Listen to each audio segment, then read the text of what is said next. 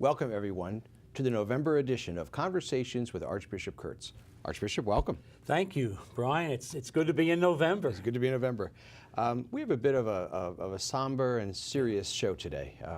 Lots of times we try to, of course, give you, the audience, lots of information, and some of it is exciting, but this is a tough topic. We need to talk about the issue of sexual abuse in the church. So we're going to use 3 segments today.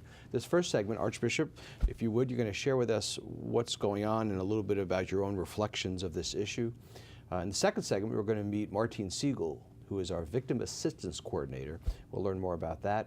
And in the third segment, John Lawn, who chairs our review board, will be with us. So we have 2 guests in segment 2 and 3. But Archbishop, help us get started. Yeah, this is a serious topic. Thanks, but Brian. Help us. It is. It's a topic, the question of sexual abuse in general, but most specifically, sexual abuse by a priest or a bishop or someone who is an authority within the church. We know that sexual abuse, sadly, is part of the society in too many places, but when it touches the life of the church in a trust relationship, I can't tell you how many people I've been talking to and the effect it's had. This most recent news of what came to light with Archbishop McCarrick, and then the issues that came with the grand jury report from up in Pennsylvania.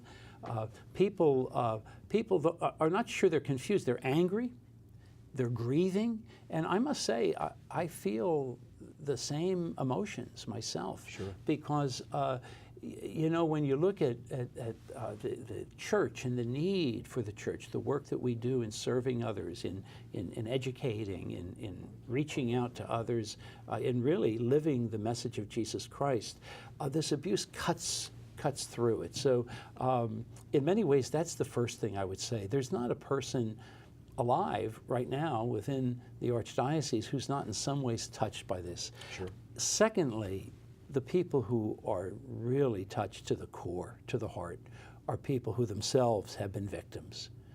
We like to use the phrase victim survivor, and I think that's a good phrase because it means, what do you do to help someone survive? You can't change the past, but that past becomes present. If that abuse by a priest or by a lay leader or even by a family member, it could occur 15 years ago or 50 years ago. With this recent news, it has come to light, and I'm hearing, as you know, from so many different people who say that the wounds have become fresh again. So we need to walk with and accompany and reach out in compassion to people and listen to their stories. And then, of course, the big issue, and it's equally big, and that is, how do we prepare for safety for the present and the future? Right. And so all the efforts that so many people have done, we'll hear more about it actually in the rest of the segments here, to create an environment of trust, to create a safe environment, an environment in which young people as well as adults know the warning signals. They know what's proper and what's not proper, and then if there, God forbid, that there should be an abuse, we know how to report the crime of abuse properly and also to deal with the sin of abuse within the church itself. You know, beginning back in August and all through September, October, into this month, you've been able to share these reflections with priests, with lay leaders, with parishioner groups, lots of meetings. Thank you. This is tough to do it on television, but it's important because not everybody's got a chance to hear your reflections. Well, it is, Brian. And you know, one thing that we don't have the benefit of today, but we have had it through, especially through September and October.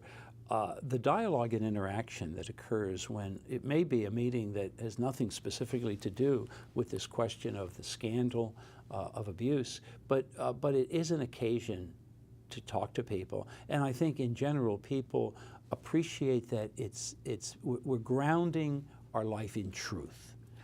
It's like a family that has a problem. If they turn their back or pretend something didn't happen, whether it's something in the past or not, it needs to be addressed, and it needs to be addressed in truth, and I believe in the charity of Christ. I know you have heard, and so have I, that one of the anger points people often talk about is, after they talk about the reality of abuse, talk about the abuse of power. Yeah. Can you help me with that? Well, absolutely, because that's perhaps equally the issue, whether it be the power that let's say a parish priest has over someone if they don't use it correctly, the abusive power of a bishop. I think the Archbishop McCarrick terrible betrayal, I think, brings this in bold relief. And then the need for us as a church to have bishops who not only live holy lives and healthy lives, but also who are not guilty of negligence. So that's one of the things, Brian, in the month of November, this month, I'll be at the bishops' meeting in Washington, and we're going to look at the proposals. It includes really a third-party independent system in which somebody, if they say, well, Archbishop Kurtz, we think you did this wrong, or we think you were negligent in that, they have a vehicle to report that, and that reporting mechanism, if it's a crime or it needs to be given to public authority, they give it right to public authority as well as to the proper ecclesiastical authority. So there are a couple of things that we're dealing with on that. I know that some of those conversations have been dialogues where people give you feedback. I know one thing people say is no matter what's going on, they still love their parish, and they often really love their pastor. But what else do you hear? Yeah, well, you're right, exactly what you just said. I think we also say people want action. Yeah. Even when we had the day of prayer and fasting that I had personally, I said that is not instead of action. It's because Christ tells us that no action will be permanent if it's not grounded in our own humble prayer and fasting. But we need decisive moves, that God forbid something would happen even in the present. I need, as the Archbishop, to be able to act decisively for the protection of children, and if someone has done something wrong, to be able to say you no longer are able to function in your position of trust, and then to make sure that people are prepared for warning signals. Yeah.